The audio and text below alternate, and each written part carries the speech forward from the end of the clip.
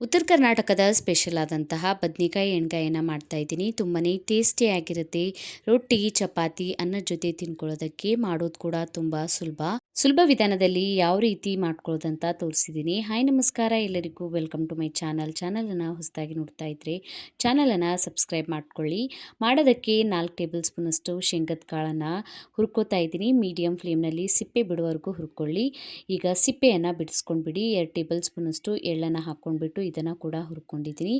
ಬದನೆಕಾಯಿನ ಸರಿಯಾಗಿ ವಾಶ್ ಮಾಡಿ ತೊಗೊಂಡಿದ್ದೀನಿ. ಈಗ ನೀರನ್ನು ಹಾಕ್ಕೊಂಡ್ಬಿಟ್ಟು ಇದಕ್ಕೆ ಸ್ವಲ್ಪ ಉಪ್ಪನ್ನು ಸೇರಿಸ್ಕೊತಾ ಇದ್ದೀನಿ. ಬದನೆಕಾಯಿನ ಈಗ ಕಟ್ ಮಾಡ್ಕೊಳ್ಬೇಕು. ಈ ಥರ ಸ್ವಲ್ಪ ಕಟ್ ಮಾಡ್ಕೊಂಡಿದ್ದೀನಿ, ಸ್ವಲ್ಪ ಹಾಗೇ ಇದೆ. ಇದನ್ನು ಈಗ ನಡ್ಬರ್ಕ್ಲಿಂತ ಈ ಥರ ಕಟ್ಟನ್ನು ಹಚ್ಕೊಳ್ಳಿ.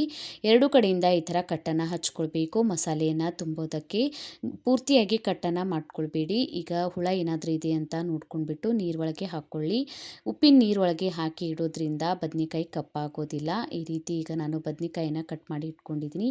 ಶೇಂಗಾ ಮತ್ತು ಎಳ್ಳನ್ನು ಒಂದೇ ಸಲ ಮಿಕ್ಸಿ ಜಾರಿಗೆ ಹಾಕ್ಕೊಂಡ್ಬಿಟ್ಟು ರುಬ್ಕೊಂಡಿದ್ದೀನಿ. ಈಗ ಇದಕ್ಕೆ ಮಸಾಲೆನ ಸೇರಿಸ್ಕೊಳ್ಳೋಣ. ಇದಕ್ಕೆ ಈಗ 1 ಟೇಬಲ್ ಸ್ಪೂನಷ್ಟು ಉಪ್ಪನ್ನು ಹಾಕ್ಕೋತಾ ಇದ್ದೀನಿ. 2 ಟೇಬಲ್ ಸ್ಪೂನಷ್ಟು ಖಾರದ ಪುಡಿಯನ್ನು ಹಾಕ್ಕೊಂಡಿದ್ದೀನಿ. ಖಾರ ನೀವು ರುಚಿಗೆ ತಕ್ಕಷ್ಟು ಹಾಕ್ಕೊಳ್ಬೋದು. 1 ಟೇಬಲ್ ಸ್ಪೂನಷ್ಟು ಧನಿಯಾ ಪೌಡ್ರನ್ನ ಹಾಕ್ಕೊಂಡಿದ್ದೀನಿ. 1 ಟೇಬಲ್ ಸ್ಪೂನಷ್ಟು ಗರಂ ಮಸಾಲಾನ ಹಾಕ್ಕೊಂಡಿದ್ದೀನಿ. ಸರಿಯಾಗಿ ಇದನ್ನು ಕೈಯಿಂದ ಮಿಕ್ಸ್ ಮಾಡ್ಕೊಳ್ಳಿ.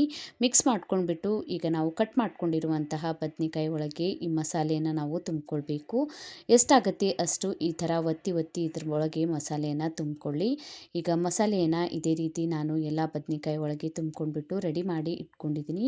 ಈಗ ಪಲ್ಯನ ಮಾಡೋದಕ್ಕೆ ಪ್ಯಾನನ್ನು ಬಿಸಿ ಮಾಡೋದಕ್ಕೆ ಇಟ್ಟಿದ್ದೀನಿ. ಇದಕ್ಕೆ ಈಗ 4 ರಿಂದ 5 ಟೇಬಲ್ ಸ್ಪೂನಷ್ಟು ಎಣ್ಣೆಯನ್ನು ಹಾಕ್ಕೊಳ್ಳಿ. ಎಣ್ಣೆ ಬಿಸಿ ಆಗಿದ ಮೇಲೆ 1 ಟೇಬಲ್ ಸ್ಪೂನಷ್ಟು ಸಾಸಿವೆ ಹಾಕ್ಕೊಂಡಿದ್ದೀನಿ. 1 ಟೇಬಲ್ ಸ್ಪೂನಷ್ಟು ಜೀರಿಗೆ ಹಾಕ್ಕೊಂಡಿದ್ದೀನಿ.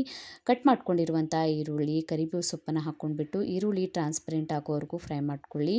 1 ಟೇಬಲ್ ಸ್ಪೂನಷ್ಟು ಶುಂಠಿ ಬೆಳ್ಳುಳ್ಳಿ ಪೇಸ್ಟನ್ನು ಹಾಕ್ಕೊಂಡ್ಬಿಟ್ಟು ಫ್ರೈ ಮಾಡ್ಕೊಂಡಿದ್ದೀನಿ. ಒಂದು ಮೀಡಿಯಮ್ ಸೈಜ್ ಟೊಮ್ಯಾಟೊ ಹಣ್ಣನ್ನು ಕೂಡ ಕಟ್ ಮಾಡಿ ಹಾಕ್ಕೊಂಡಿದ್ದೀನಿ. ಸರಿಯಾಗಿ ಸಾಫ್ಟ್ ಆಗಿದ ಮೇಲೆ ನಾವು ರೆಡಿ ಮಾಡ್ಕೊಂಡಿರುವಂಥ ಬದನೆಕಾಯಿನ ಇಟ್ಕೊಂಡ್ಬಿಟ್ಟು ಎಣ್ಣೆ ಒಳಗೆ ಬದನೆಕಾಯಿನ ಫ್ರೈ ಆಗೋದಕ್ಕೆ ಬಿಡಬೇಕು. ಮೇಲ್ಗಡೆ ಲಿಡ್ಡನ್ನು ಕ್ಲೋಸ್ ಮಾಡಿ 1-2 ನಿಮಿಷ ಈ ರೀತಿ ಎಣ್ಣೆ ಒಳಗೆ ಫ್ರೈ ಆಗೋದಕ್ಕೆ ಬಿಡಿ. ತಿರ್ಸ್ಕೊಂಡ್ಬಿಟ್ಟು ಮತ್ತೆ 2 ನಿಮಿಷ ಲಿಡ್ಡನ್ನು ಕ್ಲೋಸ್ ಮಾಡಿ ಇದನ್ನು ಎಣ್ಣೆ ಒಳಗೆ ಫ್ರೈ ಆಗೋದಕ್ಕೆ ಬಿಡಿ. ಇದಕ್ಕೆ ಈಗ ನಾನು ಹುಣಸೆ ಹುಳಿ ಹಾಕ್ಕೋತಾ ಇದ್ದೀನಿ. ಉಳಿದಿರುವಂಥ ಮಸಾಲೆಗೆ ಸ್ವಲ್ಪ ನೀರನ್ನು ಸೇರಿಸ್ಕೊಂಡ್ಬಿಟ್ಟು ಹಾಕ್ಕೋತಾ ಇದ್ದೀನಿ. ಗ್ರೇವಿ ನೀವು ಎಷ್ಟು ತೆಳು ಮಾಡ್ಕೋತೀರಾ ಅಷ್ಟು ನೀರನ್ನು ಸೇರಿಸ್ಕೊಳ್ಬೋದು. ಈಗ ನೀರನ್ನು ಸೇರಿಸ್ಕೊಂಡ್ಬಿಟ್ಟು ಮೇಲ್ಗಡೆ ಲಿಡ್ಡನ್ನು ಕ್ಲೋಸ್ ಮಾಡಿ ಬೇಯಿಸ್ಕೊತಾ ಇದ್ದೀನಿ. ನಡ್ಬರ್ಕ್ ಒಂದ್ಸಲ ಈ ಥರ ಮಿಕ್ಸ್ ಮಾಡ್ಕೊಳ್ಳಿ, ಕೆಳಗಡೆ ಅಂಟ್ಕೊಳ್ಳೋದಿಲ್ಲ.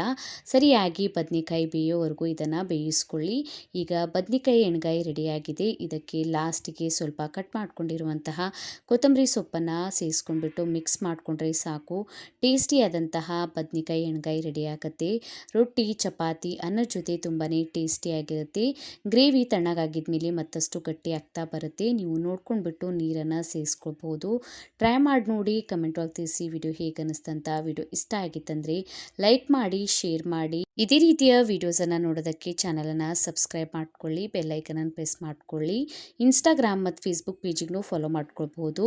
ಲಿಂಕನ್ನು ನಾನು ನನ್ನ ಡಿಸ್ಕ್ರಿಪ್ಷನ್ ಬಾಕ್ಸ್ನಲ್ಲಿ ಕೊಟ್ಟಿರ್ತೀನಿ. Thank you for watching.